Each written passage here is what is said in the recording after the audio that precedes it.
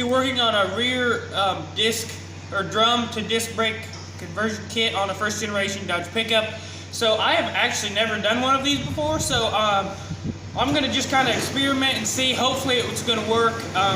I've seen it done, so I don't know if I can do it, but I'm just gonna try my hardest, and we'll keep you guys updated and show you how we do it. Not saying it's the best way, but just how we did it. So it's an all bolt-on kit, so we'll keep you guys updated and see how it goes.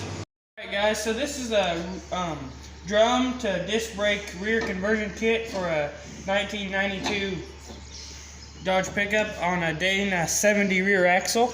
So this is an all bolt-on kit, except for the brake tabs to like to weld on the axle. But other than that, it should be an all bolt-on kit. So these pieces right here will bolt on to your axle like such, and then your caliper will bolt on like that. So, and then these are obviously the rotors. You guys can see them.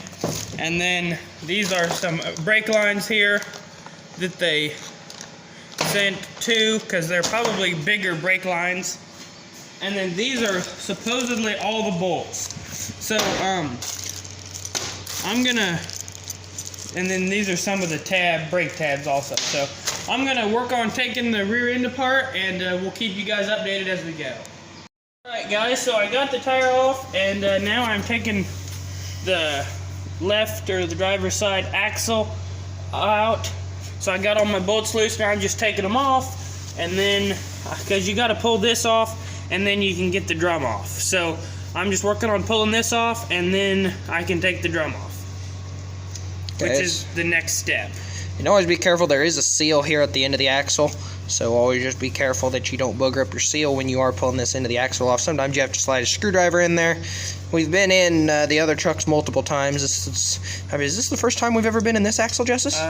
This part of the axle, yes. Okay, and actually there it just fell out. If you guys can see that, you can see the seal just kind of laid out there. But go ahead and pull that axle out, Justice. Show them how long that thing is.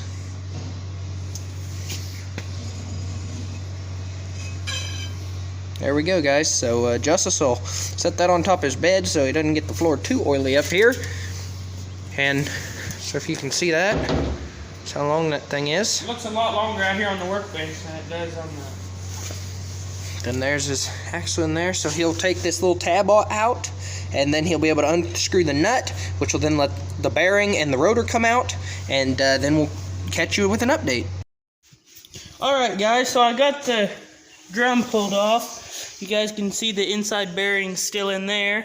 Then I went back to the axle, and I took those 4 bolts off in there. And just in case you guys have never seen this, this is what the inside of a drum brake looks like. These are the pads. They're supposed to be quite a bit taller than this. Those are pretty wore. So now I loosen this, so we should be able to pull this off. If I can get it to cooperate here.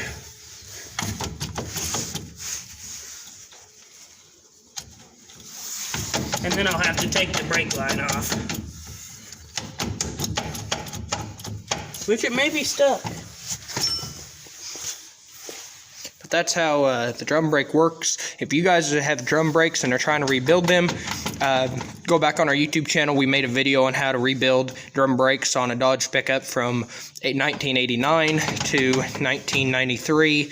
And then also we made a video on how to rebuild the brakes on Dodge pickups from 2004 to 2010. So that would also be helpful if you guys have those trucks that need brakes rebuilt. The brakes on this should be the exact same as what they would call second gen Dodge, or from 94 to 2003, but if they are not, we did not make a video specifically rebuilding the rear brakes on a truck of that age. We rebuilt them on the older age era and the newer age era, but not that one in particular. So if you're doing that, you feel free to watch the video. You might pick up some tips, but that's not necessarily the video for you if you own a Dodge in the 94 to 2004 era.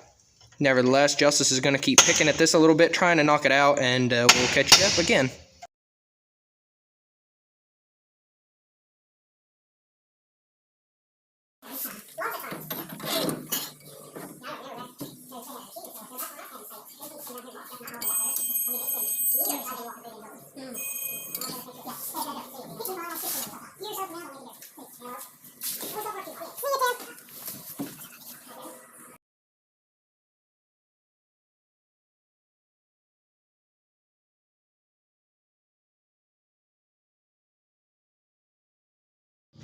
All right, so we got it on.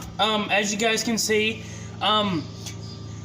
first what we had to do was disassemble this all, which we had talked about, and then to go back, I got it all bolted up, and I thought this, you guys can see the distance here, that's not lining up right. So the kit I actually bought was a single wheel, and the gentleman I bought it off of thought this might be a dually axle, or he didn't know 100%, but he thought it could be a dually axle because this kit was supposed to fit a single rear axle.